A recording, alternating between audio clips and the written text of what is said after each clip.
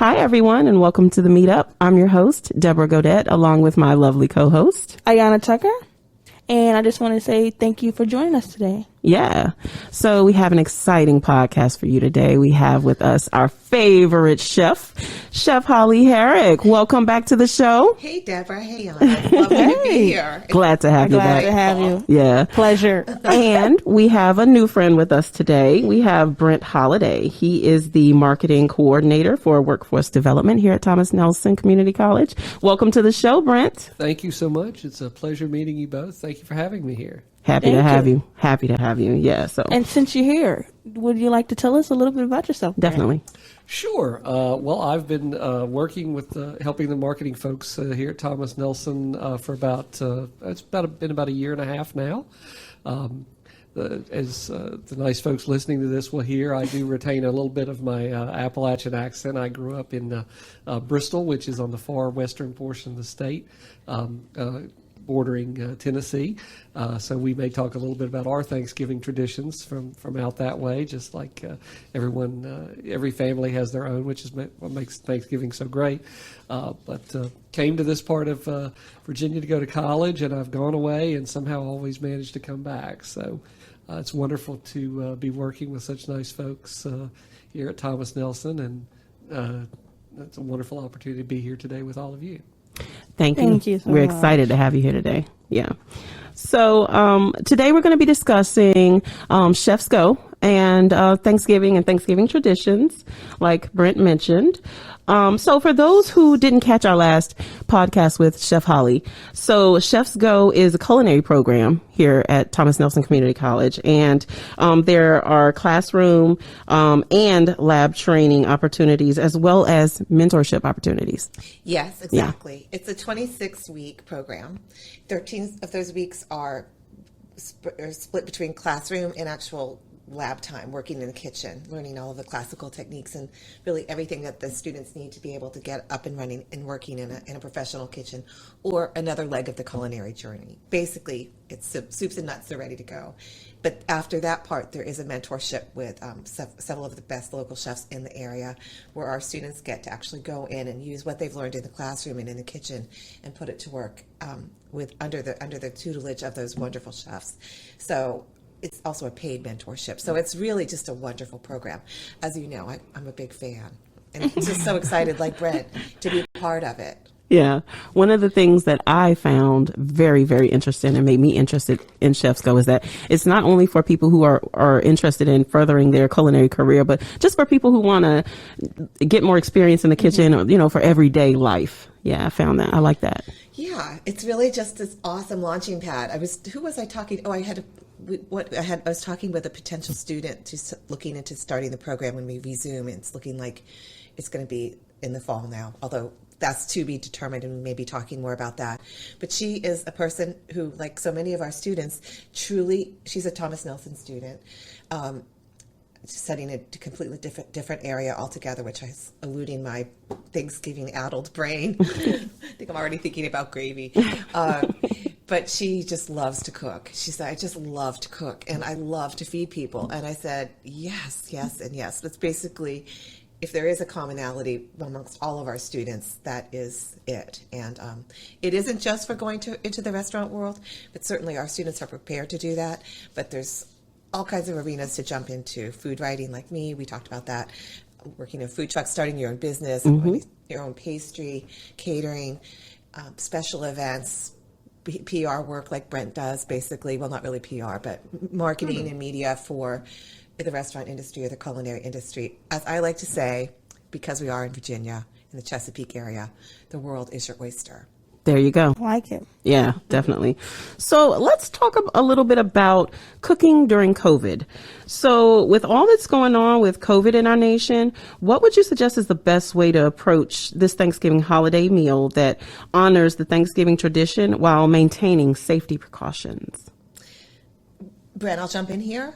I feel like I think with COVID, there are so many aspects that apply to tradition, safety, and also having a delicious meal. So I think there are elements that are emotional and very close to our hearts. Thanksgiving, I think, is is an emotional holiday. I know it is for me. It's like it's very nurturing, typically holiday, physically and emotionally.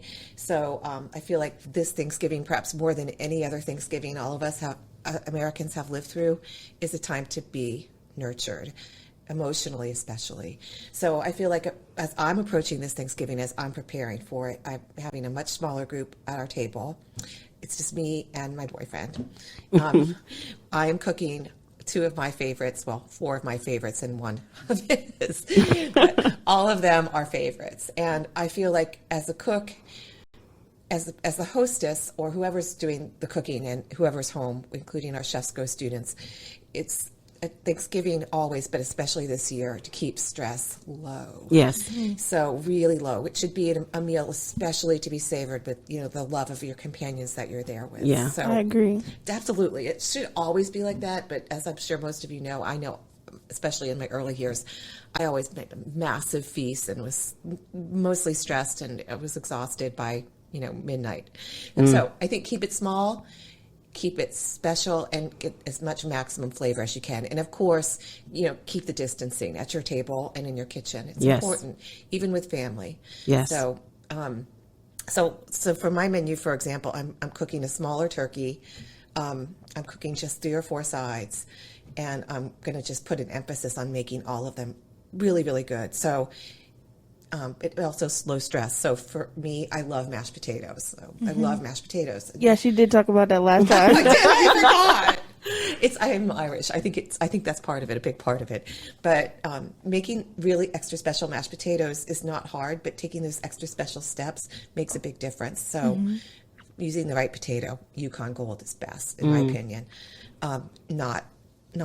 I mean, whatever you can afford, do the best, but I don't love those flaked mashed potatoes that come in a box. I think you add hot water too. Yes, So- you're correct. Oh, see, I specialize in those. They instant mashed potatoes.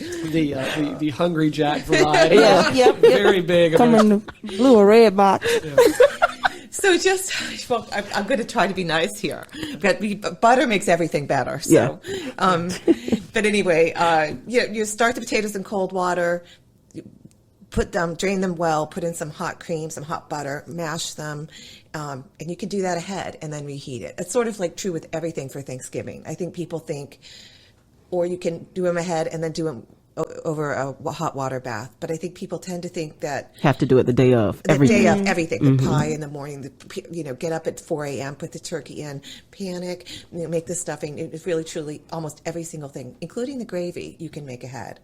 A friend of mine, I was reading over some of her notes. Her name is Natalie Dupree. She's a cookbook author. Have any of you heard of her? She's very well known. She's from the Atlanta area. She's written something like 14 cookbooks, and I think has at least 2, possibly 3 James Beard Awards. Oh, Wow. I know. She's also a massive character and a lovely lady, and she was a friend and neighbor of mine in Charleston, South Carolina. And I was reading over her turkey notes last night as I was preparing my thoughts for this meeting that I'm so looking forward to. And she wrote something that I had never really considered. I am going to be using a smaller turkey, but she does something that I think is brilliant, and she would love it that I was saying that too, because she loves the word brilliant. But she actually cooks 2 turkeys, one the day before, so that she has that already roasted and already cut, and she can use the pan drippings to make the gravy, which she can easily reheat, and so that's done. So then she has what she calls a presentation turkey that she puts out on the table so everybody can ooh and ah like they do, in the movies. I think of any movie, even Vacation. I think, but that one collapses. That one does collapse. Yes. We don't want that. But that's a great idea. it's a great idea. And then It's almost like a cake.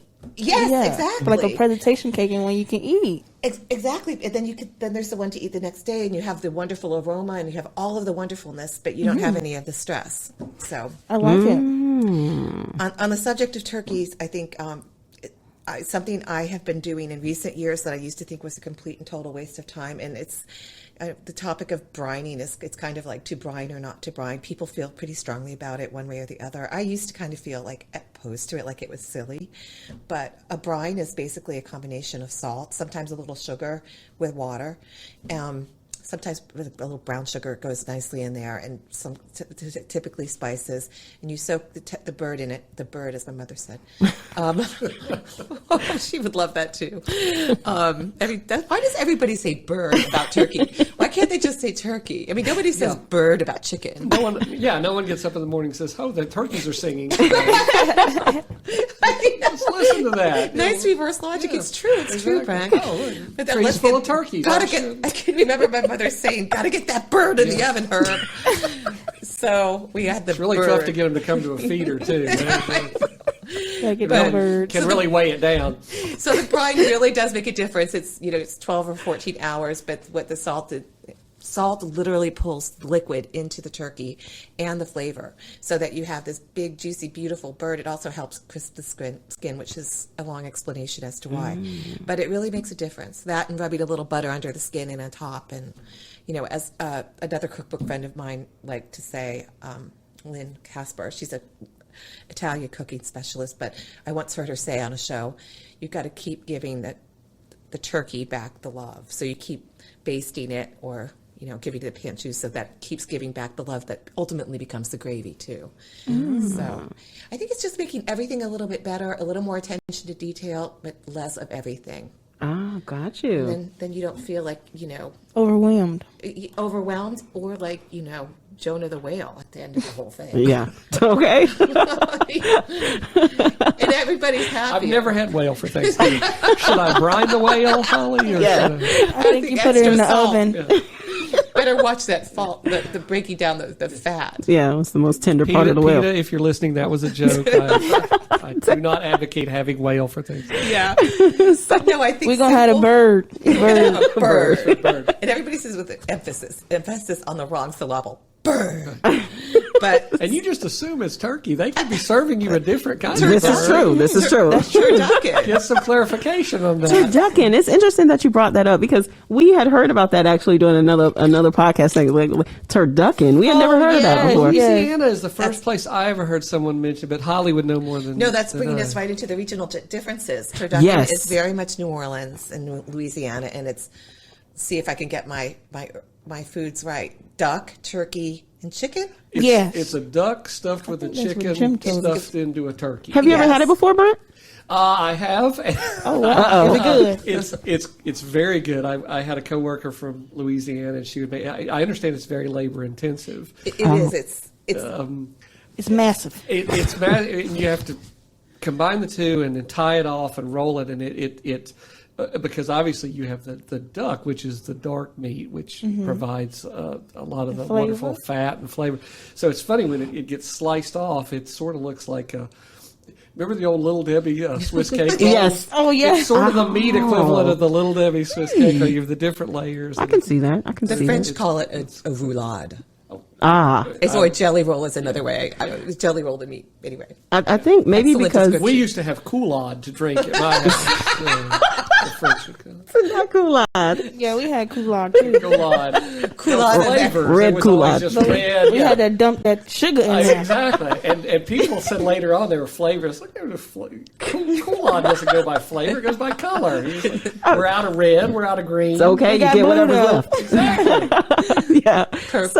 But turducken, right? I would imagine that that's good because you can serve it at any holiday because it's got so many different types of meat in it. Like it can be Thanksgiving or Christmas or. It is definitely Thanksgiving and Christmas, and I have had turducken because I knew a friend in Charleston who was from a parish near New Orleans. I can't believe I can't think of the name of it because he said it in a very New Orleans kind of way. But anyway, it was a town that he loved, and he was a great cook.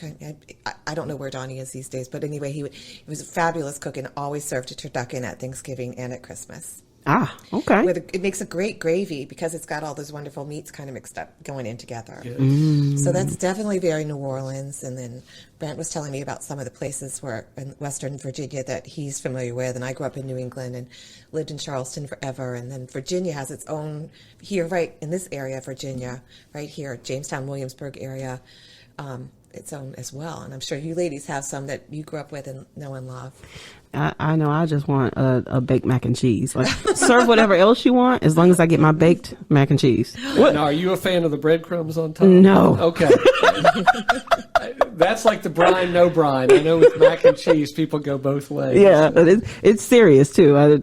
No, give me my baked mac and cheese like I want it. That falls right into, and actually mac and cheese is I think of it as very Southern for Thanksgiving. I unfortunately have developed like a manic, almost obsessive love of mac and cheese, and I do make a really good one. But I use 4 different. Can I taste it? Yes, maybe we'll do that. Prove it. Yeah. Well, I do. I have. It's just so wonderful because it's so delicious, and you can make it ahead. Yay. You can prep it ahead and then just pop it in the oven and bake it off. Make it ahead and see if you have any left on Thanksgiving Yeah, Day. if you were at my house on Thanksgiving, you might not. Sounds like you love it as much as I do. Yes. But I use a sturdy noodle, and I put 4 different cheeses. I love a Comte cheese and a Gruyere, and which is a kind of basically a play on Swiss, and it's sharp cheddar. And sometimes I put blue. It's so delicious. You know what? Sounds Maybe like it. we can have Chef Holly back on, and she can walk us through something What I like meant that. was it's such a delicious dish, not mine specifically, but I mean, I happen to love it too, like you. I wasn't bragging. Yeah, no But problem. it's a bechamel sauce, which is one of the classic sauces, as our ChefsGO students know. It's basically a milk and a roux sauce, and then you put in the cream, or rather the milk, or rather the cheese. It's all in there. Got you.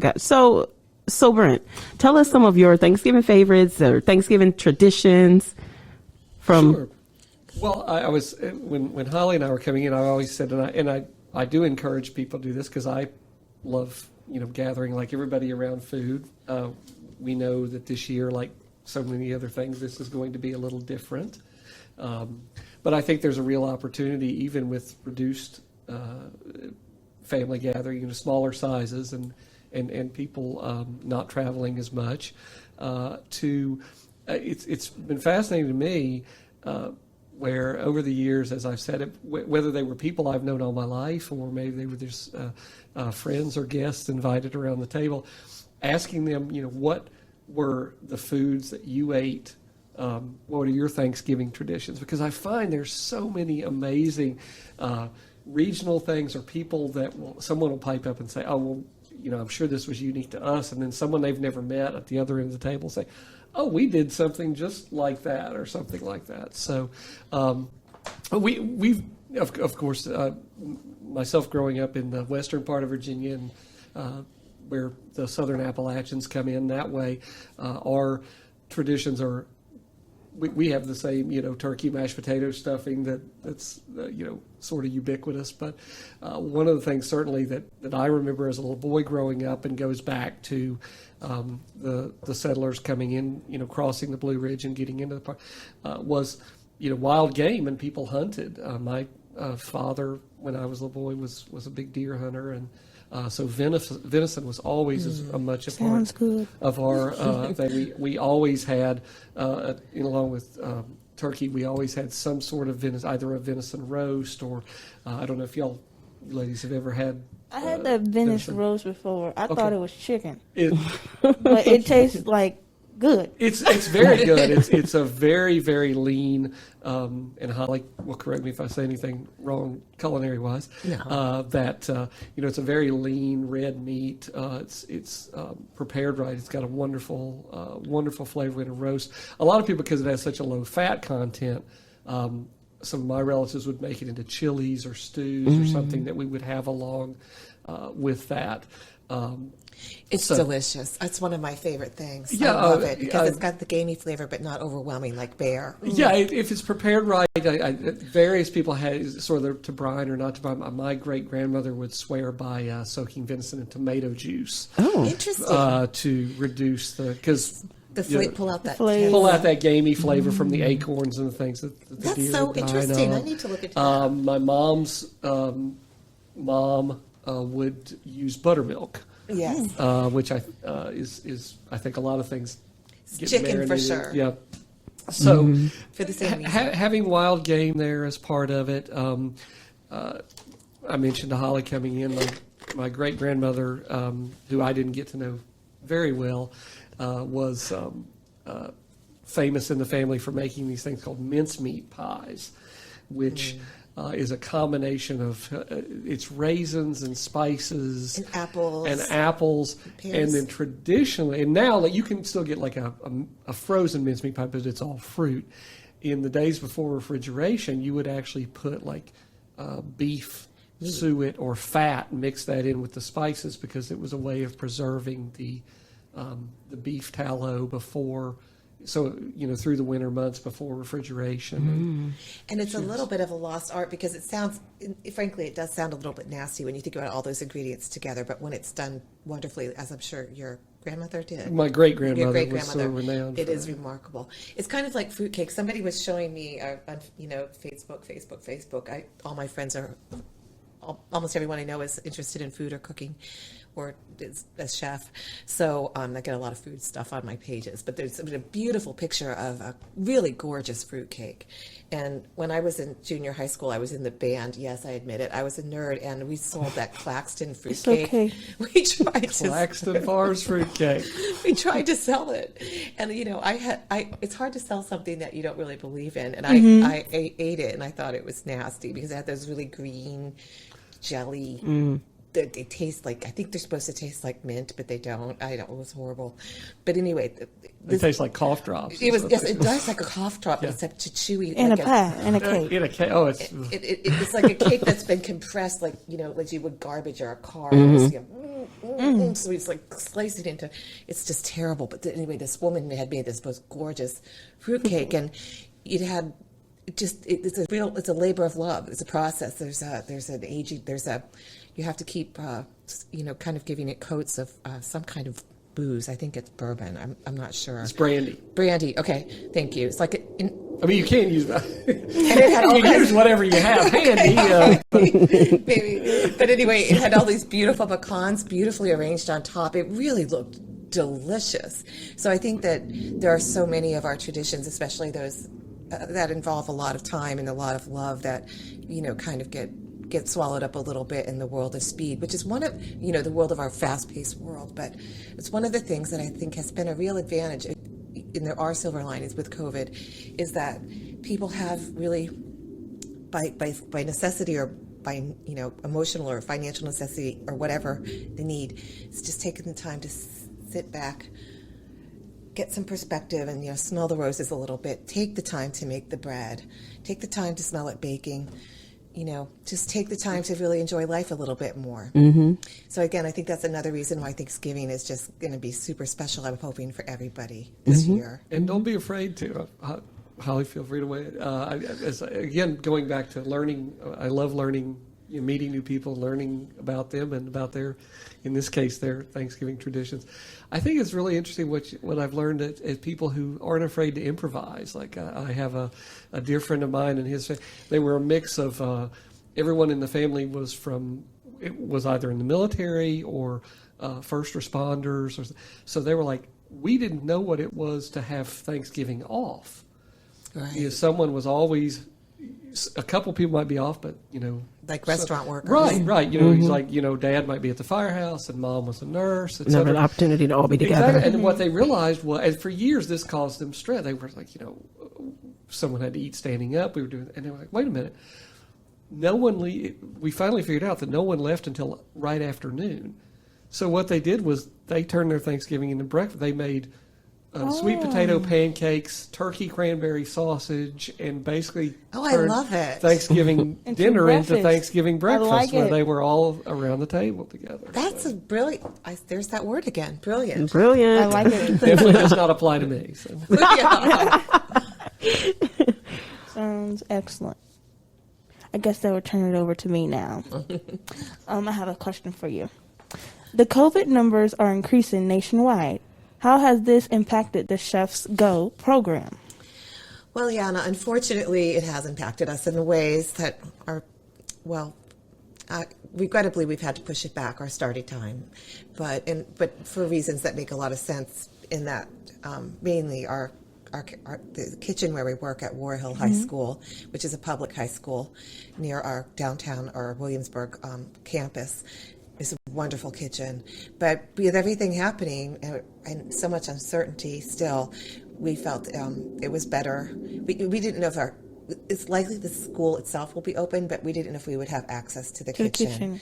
So rather than get everybody geared up for a mid-February start date, there's also some other things going on with our chef mentors who are dealing with some really real issues in their own restaurants, some real issues with staffing, and it's just a tough time in that industry right now.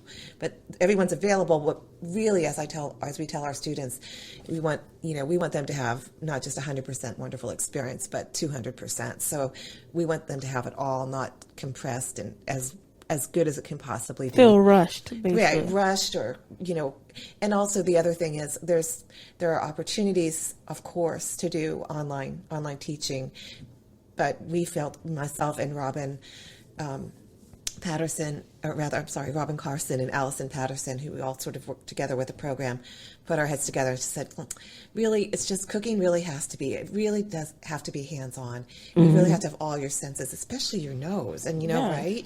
If you can't smell it or see it or hear it, you're not really cooking it. It's just, you really need all your senses in cooking. So, long beginning to a short answer, we have decided to definitely put it back. We're thinking it's going to be September start time, moving into 2021. We're going to reconvene in January to kind of come up with that, and we'll be keeping you apprised as we move along.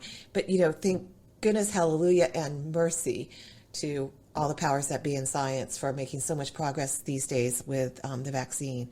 So for all of us, I think that's shining a much brighter light on our future for ChefsGO and the world. Yeah, definitely. So that's where we are with that. So all of our students we're hanging in and cooking, and I'll be checking in with them. We'll all be checking in with them to see what they're doing for Thanksgiving. And we might be able to have some of that up on social media too. Oh, sure. I like it. You kind of touched on the beginning of the program, the start date being pushed back. Will we know for sure when that's going to be, or do we have an idea of when? Yeah. Well, we had hoped to start in mid-February, and we decided about 2 or 3 weeks ago that that's not right. That's not going to work. So it's looking. We're hopeful, but we're just not.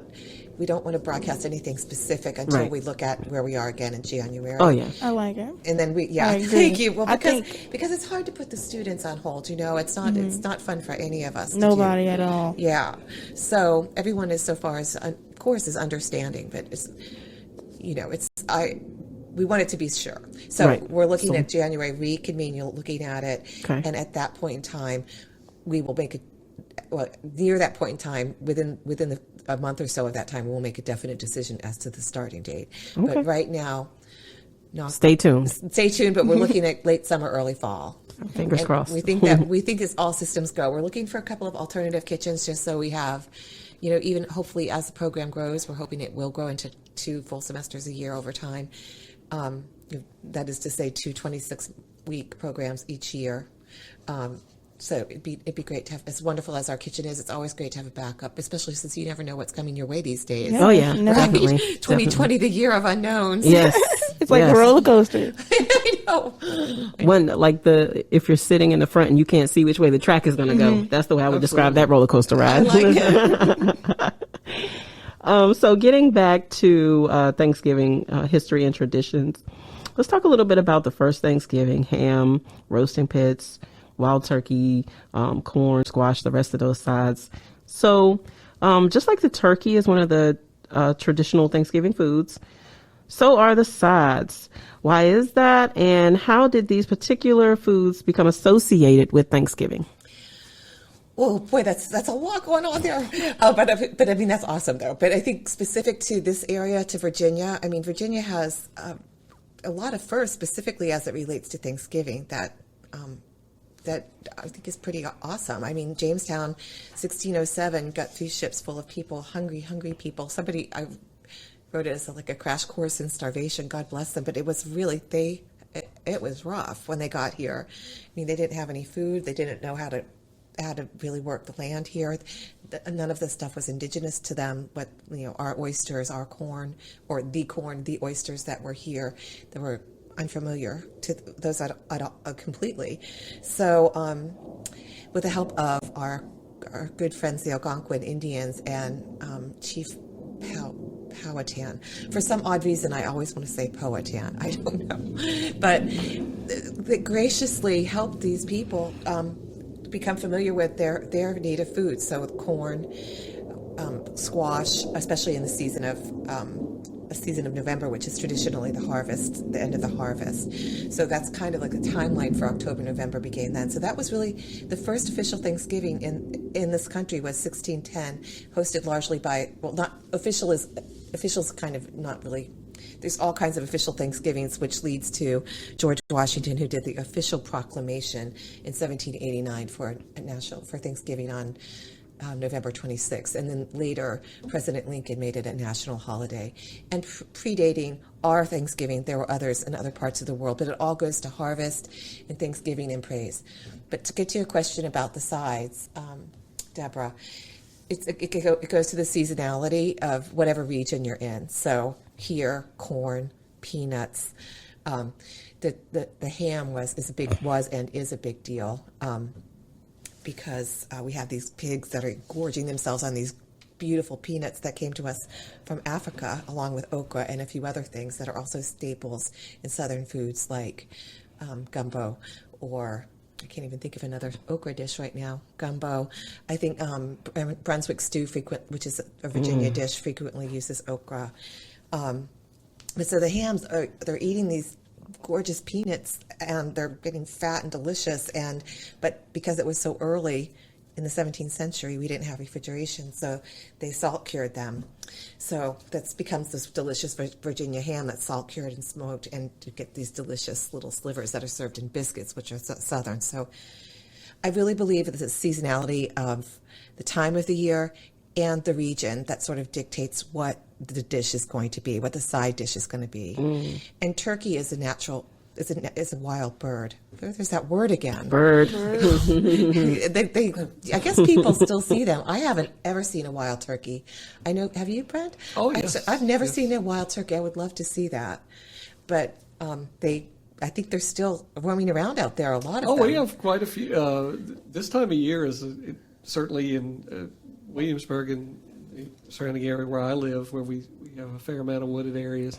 It's not unusual to see, especially around sundown. You'll see, so if you're going by, say, an open field or somewhere like that, and you definitely, of course, notice by the turkeys we consume at Thanksgiving are farm raised, and their plumage is all white, whereas wild turkeys has the beautiful colors. They're really pretty. I guess it's a brown, and then the toms, who are the males, will have the red. Of course, the men always have the better colors. I think of that every time I see the cardinals in my garden. But yeah, and also, sorry to interrupt you, Brent, but not just turkey, though, again, depending on where you are in the country. It's certainly here in Virginia. Virginia ham's a big deal, too, for Thanksgiving and for Christmas, as well as peanut soup is another thing that's traditional in Virginia and I've never had that. It's very, very good. Oh, so good. It's a beautiful, almost rust color. There's a lot of variations in cooking it, but you have the basic celery, onion, kind of basic stock flavor components that are cooked, and then you add those delicious peanuts, which I think are often roasted, and then you get this beautiful puree. It's almost like a peanut bisque. It's delicious, and it's often Surrey County. The restaurants in Surrey County serve wonderful peanuts. Okay. And then peanut pie, too. Yes, they do. That's another one. Have you ever had that, Iyanna? We've been missing out. I also haven't had it. I've been missing out on a lot. Brett's had both. I have had both, yes. And I can recommend both highly, especially if you top them with mac and cheese. There you go. Okay. Anything with mac and cheese, right? Okay, so since you was already talking about various traditions, different regions celebrate Thanksgiving in different ways. What have you found are some variations on Thanksgiving things across the United States? So Brett's touched on, I think, is a wonderful sort of slice of Americana there where he grew up. I grew up in New England, I was born in Alabama, but I was only there for a year, so I don't remember much of that. But in the central Massachusetts where I grew up, which, again, Thanksgiving, I think a lot of us think of Plymouth Rock and all of that, or at least I do, because that's where I grew up. But it was the things that we ate there, it was very similar. There's a lot of commonality, of course, turkey. But but my nana was from Nova Scotia in Canada, so that's another whole neck of the woods, literally. Yes. And she was a wonderful cook. She loved to make every Thanksgiving. She made her famous, and it was famous and delicious, apple cake, which is this moist yellow cake that has layered with very thin. I think she used Granny Smith apples, and it's got some cinnamon and I think some sour cream. That sounds good. It is. It's sort of like apple coffee cake on steroids. It's just delicious. She also made these wonderful creamed onions. Which does anybody else have those? I make them every year. It's sort of my ode to Nana. Does anybody else do those? You said creamed onions? Creamed onions, yeah, onions. The little baby. I can't even think of the I'm pearl gonna onions. taste that Pearl too. onions. Yeah, I love anything with onions. Yes, Deborah put the onions on the salad. She's seen how many onions I eat. I Then I love had them. onion And- rings for lunch. And they're good for onions are so good for you. And they're so again, I always go to Julia Child when I need my soul nurtured with things about all things cooking. And I was looking through what she had to say about Thanksgiving. See, I was doing my preparation, but I like it. I got caught on the onion. was too. Yes, I got caught on the baked onions. She's like, everybody does a baked onion with a burger. This is so funny that she was revering baked big, like mega big onions. I don't even like softball sized onions that she baked off and then would shred and put over a burger. But I digress. The little pearl onions are sort of they start with butter, of course, and then a little bit of flour to make a roux, and then some stock, and then just simmer them until they're very tender, and then finish them with a little cream. Actually, a good amount of cream. My personal touch, again, Julia inspired, is to put a splash of vermouth and some thyme. Nana didn't do the vermouth. Nana didn't do Or at the least it vermouth. never made it into the onions. No, Nana was, when I always get this wrong, teetotaler, is that the person that doesn't drink? That is the teetotaler, yes. Yeah, I never understood because she was like the last of 26 children, and her father was 82 and had 2 wives, 13 by each. I don't know how she got through wow. that. I know. Wow. I think that's why she was a pretty good cook. But so that's what we would have. And then when I lived in Charleston, and also it's prevalent here, the corn is big here, and grits, spoon bread. In the South, it's thankfully great and big in our cuisine. Grits, fritters, but where was I going with that?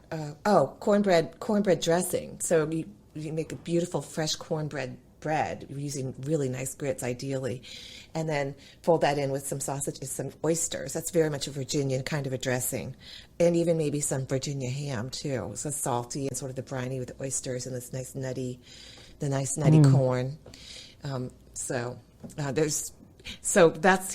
in the South. So I kind of feel like I've had a little bit of everything. And then when I lived in Wyoming, I cooked a lot of big Thanksgivings there. Of course, it's big country, but it was everything was just bigger. Big. It was big. But, Yeah. I can't think of anything particular that stands out, except that we did a lot of game there. Yeah, I would think out in the Mountain elk. West. And I was telling Holly this, again, going back to a dear friend of mine who last couple of years has hosted us for Thanksgiving. Her husband is from Montana, and she just referred to it as John's family's salad that he made. I'm forgetting some of the ingredients, but what stands out is Granny Smith apples and Snickers bars cut up and like a mayonnaise based dressing. Ooh boy! Really? And it's one of those don't knock it till you try it kind of thing. I know. And I thought I was like, and I asked her, and I was like, "Is this?" She's like, "I never heard of it anywhere else." And sure enough, I just happened to run into someone, and they were like, "Oh yeah, that's throughout the Rocky Mountains. That's a huge thing." And that's one of the things I think. I mean, I'd love to hear more about y'all's Yes. Thanksgiving traditions. But one of the, and I was hearing someone on NPR just the other day say that Thanksgiving is a uniquely American holiday. Yeah. Our other holidays all borrow from some, but it's a uniquely American. And in true American fashion, it has room to welcome in and absorb, all the other cultures coming into America, just like as ideally we hope America absorbs and welcomes those other cultures. So, like for example, when I lived briefly in Texas, you had traditional Thanksgiving, but everybody in Texas on Thanksgiving has tamales. No, I didn't know that. Whether you I didn't know make that them, either. Whether you make them or you buy them from the wonderful tamale ladies who are the vendors, that would come in just because. So you have that interplay of the Spanish, Mexican heritage with the folks who had come, settled into Texas from what was then the United States. I'm sure there are traditions in There are in California and things like that. the barbecue pit that I mentioned in the notes that you mentioned earlier. I forgot to address, but that's also comes mostly from American Indians, but also from Spain.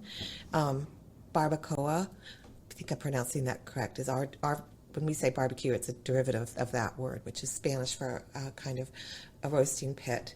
So pigs in South Carolina, pigs are big. Pigs are, big. How big? They're bigger than as big. the onions? Or Yeah, the big onions, big pigs, big are they peanuts. big as the turkey birds? But barbecue is like, it's a religion in Charleston, Oh, South yes. Carolina. There's a whole county in Petey County, just above Charleston. It's like bringing up religion or politics at Thanksgiving or any time of the year if you start getting into barbecue, because then there's the sauces, there's the method, what's better, who's best. I think that's all year round because I'm from North Carolina, not South Carolina, and I know our barbecue is so different from what Northerners people Texas, from The vinegar and the vinegar and like hot sauce and crushed red pepper. That's barbecue to me. That's my personal favorite prep. I love that particular sauce as opposed to mustard or tomato paste. That to me is, I love the heat and the acid that goes with the pig to me. Oh yeah. We're in North Carolina.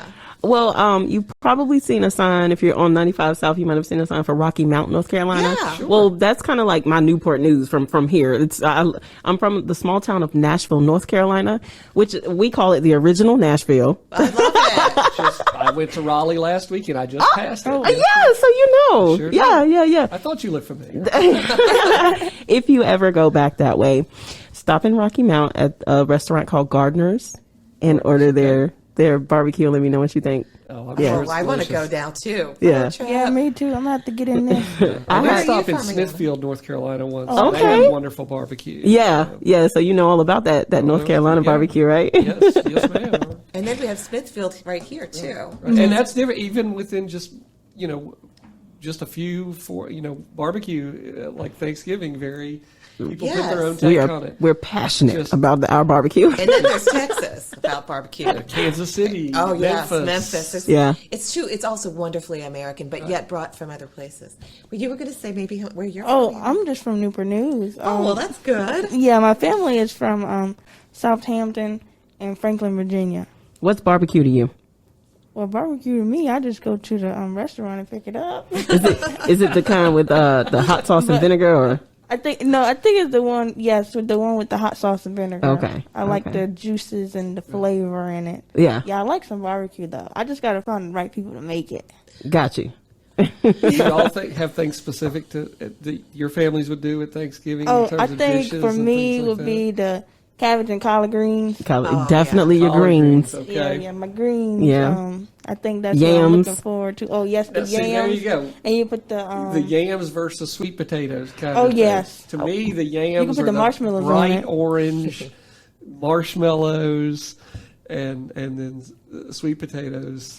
Sweet potatoes and yams are, I think, I should They know, almost but I the think they're pretty same. much the same. I think it's kind of like a different name for the same thing. Okay. One has a crust and one doesn't. yes, you're right. In my eyes, that's the way I look at them. Do you do yours with the marshmallow and the sugar and all of that, or do you do it? You can put the brown sugar on it or some Yeah. syrup in it or something to mix it up.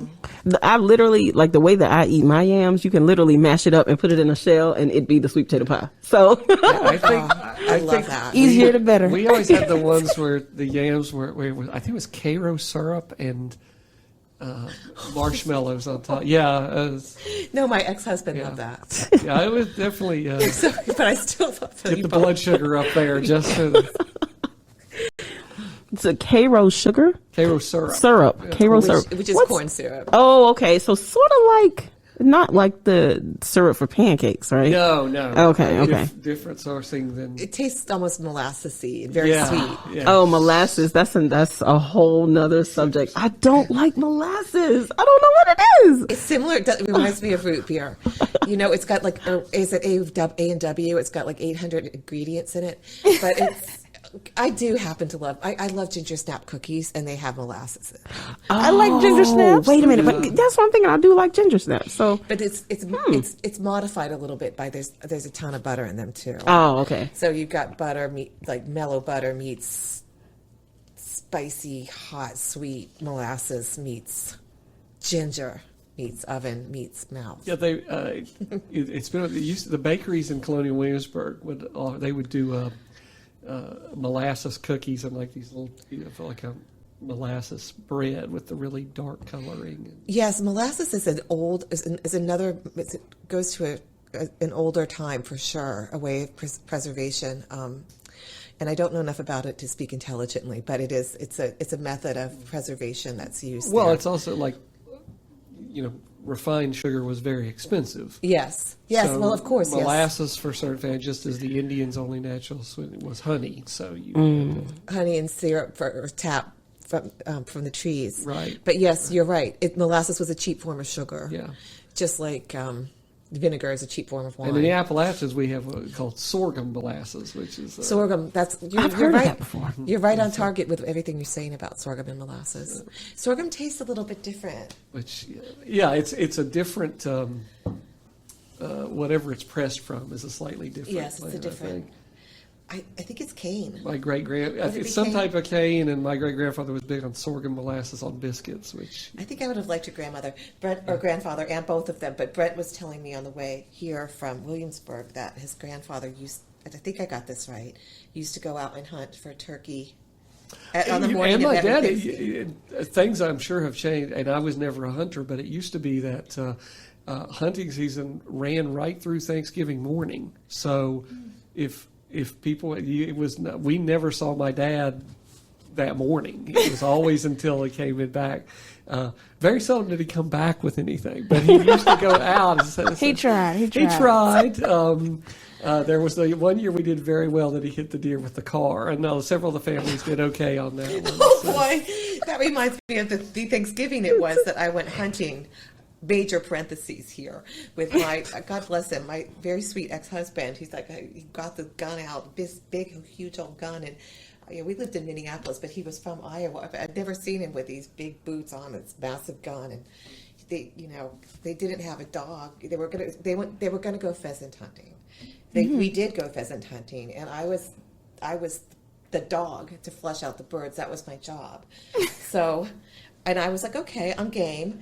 So we're stalking through these cornfields that were half frozen and really rugged and depressing looking. And then all of a sudden, out of nowhere, Holly, the dog flusher, spots a beautiful male pheasant, beautiful, and his hen was nearby. I was down in a gully. I mean, I was much younger. I must have been crazy. I don't know. But my husband's brother, a cousin Tom, I think he'd already been into some bourbon or something.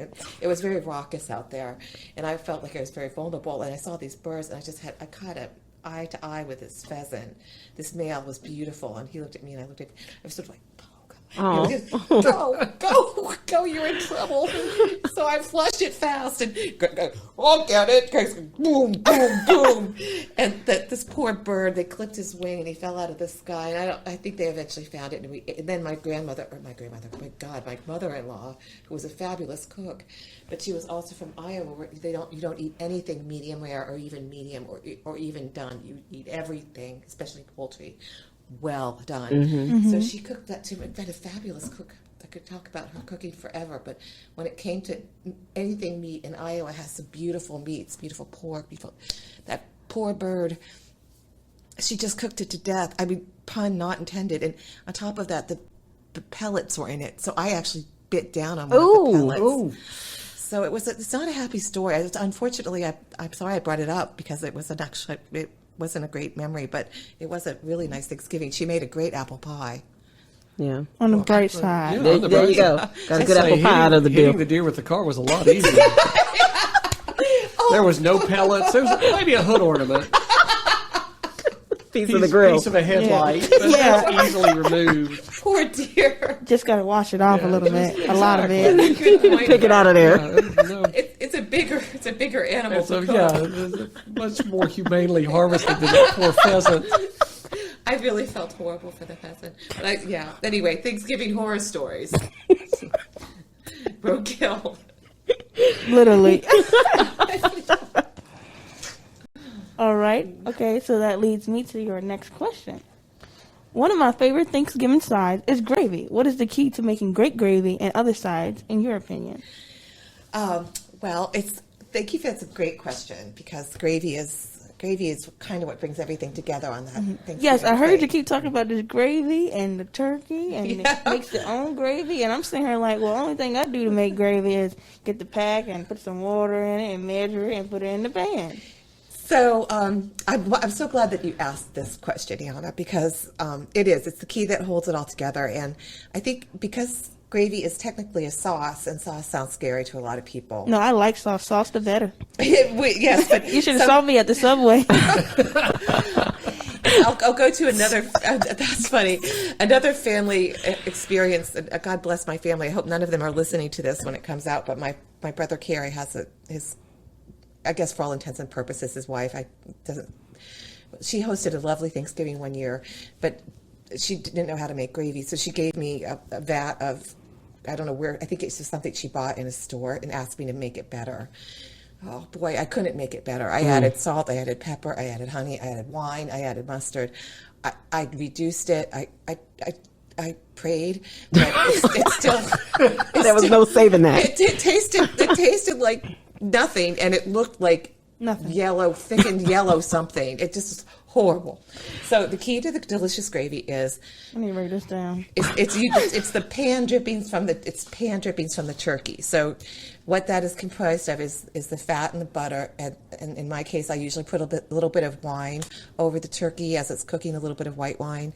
Most people do something like that, or some stock. And there's usually some vegetables like onions and carrots and celery. And sometimes, if we've been talking earlier, sometimes, like I also like to do, is put some citrus, especially orange or lemon, in the cavity of the turkey. Some garlic. All of these things are cooking down to those 20 minutes a pound of that turkey, however big it is cooking.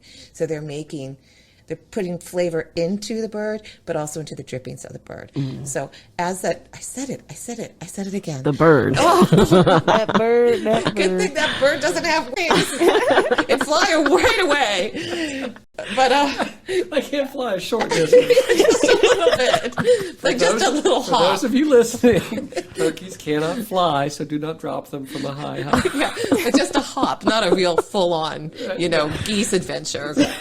But so it's important to let those juices kind of accumulate in the pan, and then in the best of all possible worlds, they start to caramelize, and the flavors start developing sugar, or those ingredients start developing sugars, which really is what you really need to make good gravy, and not just from a turkey, but really anything. So, like if you're doing like a pan gravy from a steak to put over a biscuit or whatever it is, it's those brown bits in the pan.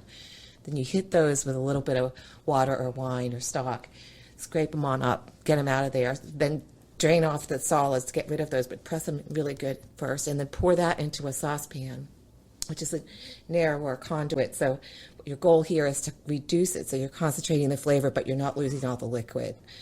And then you taste. The key is you want some fat, but not so much fat that's all you taste. So if there's a super fatty, take that first layer of fat off the top. There's a little bit of a flour and butter component, a roux or a slurry. There's different ways to thicken it.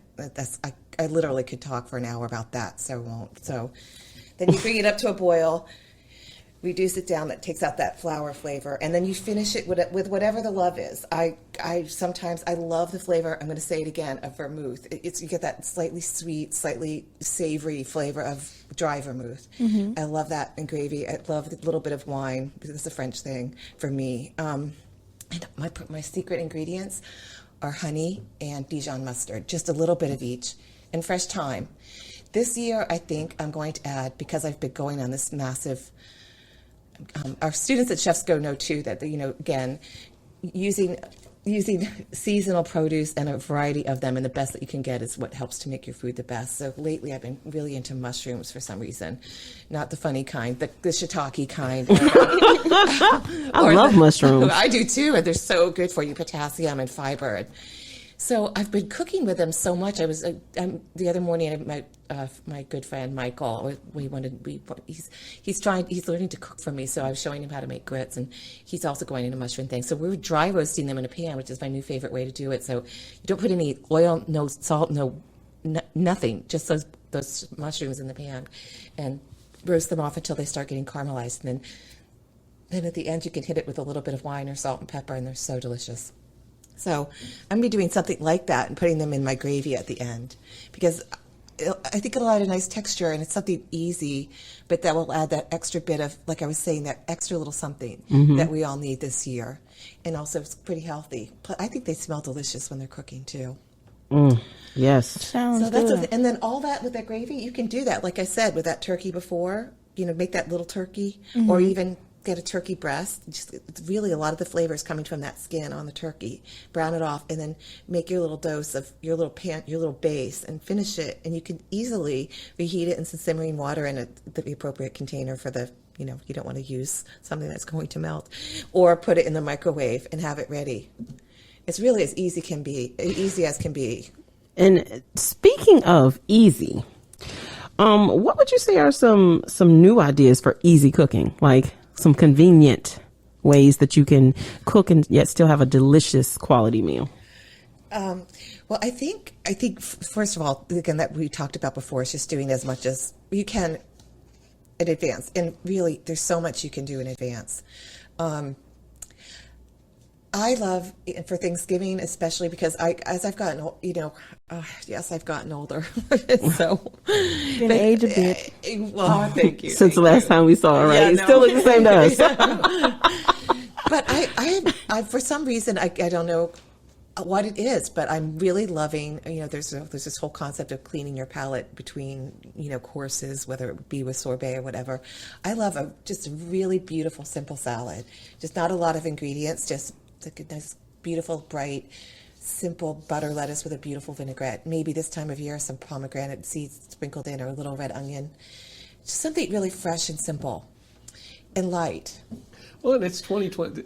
This year is going to be one where, however you get through it is the way to get through it. There you Yes. There you And go. I'm really, it's just like I was thinking as we came in today, as Holly and I were talking, I don't think people should be afraid to say, Thanksgiving is your day. Thanksgiving is about What you choose to do. what you choose to basically. be, being thankful for the thing, which we can always find, even in a COVID year, we can find things to be thankful for. Yes. I woke And up this when- morning. Exactly. Good for as you. my I grandfather used to say, I'm upright and sniffing the air. Right. There you go. See, another reason why I love them. And you know what? I know, and I was talking to a friend of mine the other day. He's like, I've never liked turkey. Why do we do this every year? And I was like, You don't have Don't to do it. do Yeah. carry out, do Yeah. barbecue. Yeah. Some people really like beef Grab some instead. pizza, have ribs, whatever you like. And Pizza. or vegetarians. Just because it's something that people did. If you didn't like it that much, there's You don't no have to reason- do it. Make you it don't have yours. to do it. Yeah. Robin, who was one of our or basically the founder, really, not just basically, but the founder of ChefsGO program is also having a small Thanksgiving dinner. She loves to cook, fabulous cook, and she, like most fabulous cooks that love to cook, she also loves to eat delicious food. And she was telling me a little bit about her Thanksgiving. She's going to be sharing it with her husband and her daughter, and I believe that's it. Maybe her daughter's boyfriend, just very small. And they're making shrimp and grits. How wonderful is that? Yeah. Yeah, sounds good. Because her daughter is a pescatarian, and they love shrimp and grits, and it makes sense, and they can give thanks and enjoy that. I'm not sure what else they're having, but that's going to be their main course. They're not, if I understood correctly, not doing turkey, and I love it. I like it. You can switch it up. Yeah, a friend of Yeah. mine that getting 4 or 5 years ago, they started doing lasagna. She's like, I'm so tired of turkey and everything. So she's like, Lasagna is a great idea. so gather around fresh salads. So I mean, at this point, I'm starting to feel like I could eat just about anything. Yes, very much so. The whole table. I was going to say, I have to share a tip from now. My father, wonderful man, putting him in the kitchen was both a hindrance to himself and to endangering anyone around him, including the food. But as we just wound up with, as we were winding up, and this for easy cooking, this popped into my mind, and it used to crack me up. The only thing my dad was allowed to prepare would be the cranberry sauce, and by sauce I mean the jellied kind in the can. boy. And he loved it. He No, absolutely some people loved love it. He went up, but here was the thing: he had this whole ceremony around it. He took the top off, but you couldn't shake it. You had to let gravity pull it out, so it made that sucking sound, Yeah. and it kept the ridges of the can in, so you knew where to slice it. Yeah. You knew where to slice. Yeah, and I was like 35 years old before someone gave me real cranberry, so I was like, wow, this has like bumps and stuff in it. And where's the slice mark? And How do you know what You to didn't place shake- it? you didn't shake the can, did you? Because you need to break that I suction. love that. That sounds like a scene. Yeah. It needs to be a scene from Jerry Seinfeld. I'm pretty sure they based, where Charlie Brown served jelly beans and popcorn and toast. I think that was based on my dad's idea of Thanksgiving.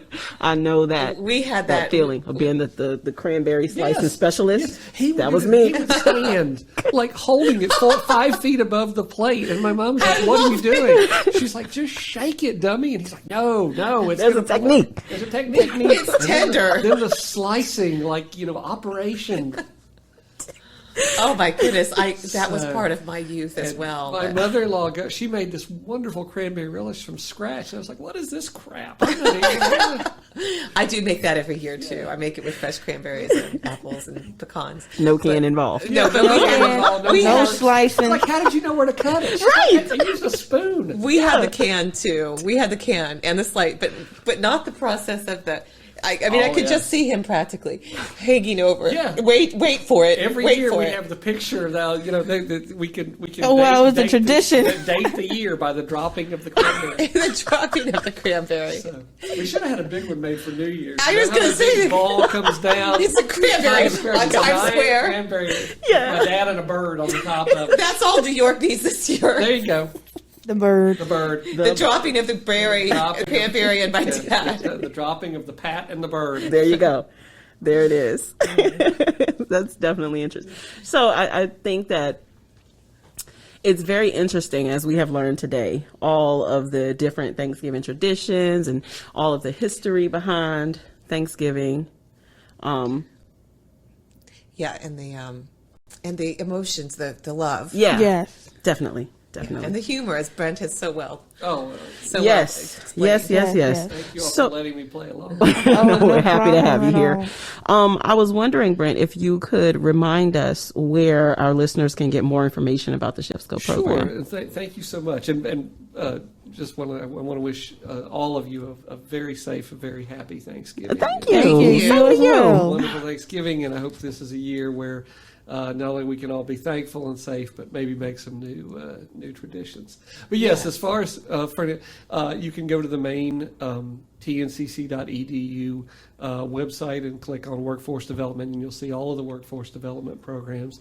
And another thing we love people to do is go out. We do have our own workforce development page on Facebook, so it's tncc.wfd. On there, or you can simply go to the main Facebook search box and put in. We have the overriding one, obviously the big Thomas Nelson TNCC page, but we have TNCC WFD. I'll show you specifically what's going on with our wonderful workforce development programs like ChefsGO. So. Yes, and I'm sure Brent will put the link to this podcast on that very page. Absolutely. That's right. Check it Absolutely. out. Check it out.